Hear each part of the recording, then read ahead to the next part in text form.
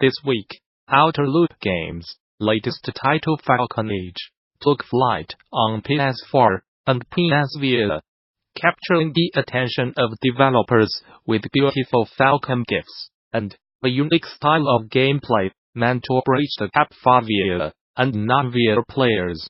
Today on the GD Twitch channel, lead developer and Outer Loop Games co-founder Chandana aka dropped by far a conversation about the making of Falcon Age that you can now watch in the video above.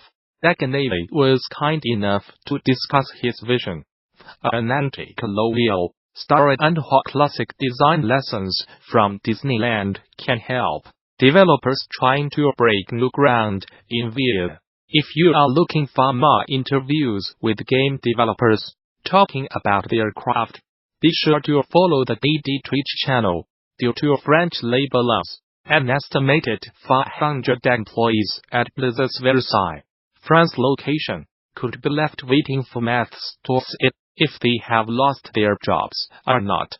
This news follows the massive layoffs that hit Activision Blizzard employees earlier in the week, leaving an estimated 8% of people without a job. As a reminder, here's an updated document of studios currently hiring for those affected. As reported by Kotaku, Blizzard's French office told its staff on Wednesday that 134 of its 400 positions would be eliminated. It's worth noting that this does not necessarily mean Blizzard will lay off 135 people, as some employees might be given opportunities across the company's other European offices in Cork, Ireland, and The Hague, Netherlands. However, it's still not a great position to be put in, especially for us now cannot or have no desire to move to a new country. In addition, complicated French labor laws make it difficult to lay people off immediately and without notification. Putting Blizzard's Versailles office, which handles PR, esports, localization, customer support, and marketing for their games in Europe, in this position. As of right now, employees still do not know which positions will be eliminated, who's affected, what kind of severance package they will receive, or even when they will find out if their jobs are safe. As always, if you or someone you know was affected by this event, you cancontactgamasutra tell your story in confidence. Newsbrief. Mod Entertainment's otherworldly action role-playing game Vampire has surpassed 1 million sales. The title, which lets players experience the ups and downs of life as a bamboozled British bloodsucker, launched last June on PC, X1 and PS4, meaning it hit that milestone in around 10 months. Not co-produced Vampire with the help of publisher Focus Home Entertainment, and the duo have now renewed their partnership to work on a new, ambitious project following the game's success. Dirty Bomb is going free to play, in the most literal interpretation of the term. After an update next week, all monetization will be patched out of the game, following last month's announcement that the dev team is winding down live support for the game.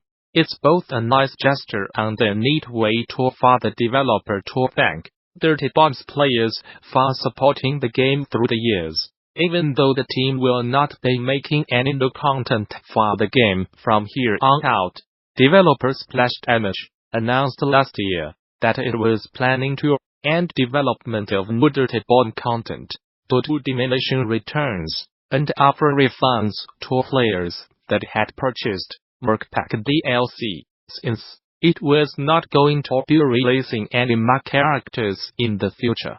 While Splash Damage does not plan to make more characters or content for the game, it does plan for Dirty Bomb to remain online and playable for as long as a meaningful number of players still logged into play. Now, as a thank you to the players that have stuck with the game throughout the years, Splash Damage is releasing a patch that removes premium currency from the game, making all of those items purchasable with dirty bonds regular, earnable currency instead. The patch will almost triple the rate at which players earn credits, in addition to converting any single unit of premium currency into roughly 20 regular credits. On top of that, the team is bringing back some popular in-game items that, for whatever reason, were no longer available, though the dev says in the patch notes that not every back catalog item has been brought back due to some unfortunate technical limitations. Entertainment retailer HMV is facing administration for the second time in 6 years, putting around 200 jobs at risk. The 97-year-old high street chain, which is best known for selling music, DVDs, and video games, witnessed a downturn in sales over Christmas, with the DVD sector in particular struggling to maintain momentum. As reported by The Guardian, the company intends to keep 125 UK stores open, while it continues negotiating with suppliers and potential buyers, and has called in Administrators Club to oversee proceedings. Restructuring outfitting could previously saved HMV from administration back in 2013, but the company's executive chairman Paul McGowan have lamented the growing apathy towards the United Kingdom high street. During the key Christmas trading period, the market for DVDs fell by over 30% compared to the previous year, and while HMV performed considerably better than that, such a deterioration in a key sector of the market is unsustainable, commented McGowan. HMV has clearly not been insulated from the general malaise of the United Kingdom high street, and has spurred the same challenges with business rates and other government-centric policies, which have led to increased fixed costs in the business. McGowan also explained that business rates alone represented an annual cost of $15 million, and said the firm simply could not withstand the tsunami of challenges facing United Kingdom retailers over the past 12 months. Indeed, it's been a rocky year at the British high street, with the rise of online mega stores like Amazon and shifting consumer habits toward streaming services like Netflix and Spotify, creating a hostile environment for retail chains. Back in March, retail giant Toys R Us shuttered all of its stores in the United Kingdom, while digital game seller Granger Games also closed all 67 of its United Kingdom stores due to a critical financial situation. The Gamasutra job board is the most diverse, active and established board of its kind for the video game industry. Here is just one of the many positions being advertised right now. Location: San Francisco, California. Method EXP is currently looking for a graphics engineer at its San Francisco office. Our dedicated team of immersive experience designers, artists and developers work with the world's leading brands and content partners to redefine what's possible in content, communication and commerce, whether for mobile, PC or console, entertainment, healthcare or education. Our real-time CG and live-action specialists create breathtaking interactive worlds that test the limits of imagination and immersion. Responsibilities, requirements, interested. Apply now. Whether you are just starting out, looking for something new, or just seeing what's out there, the Gamasutra job board is the place where game developers move ahead in their careers.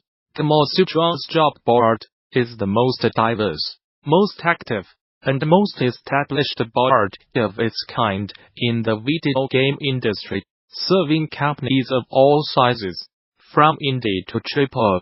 Looking for a new job? Get started here. Are you a recruiter looking for talent? Post jobs here. Video Game Deep KC's weekly newsletter from video game industry. Watcher, Simon Carlos, DD, Gamasutra Code Runner. Rounding up the best long-read standout articles videos about games every weekend.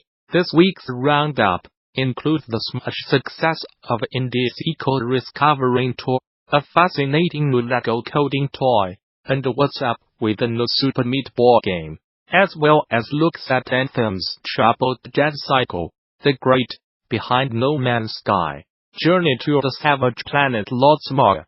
Back from London, just in time to post this update, and in the meantime,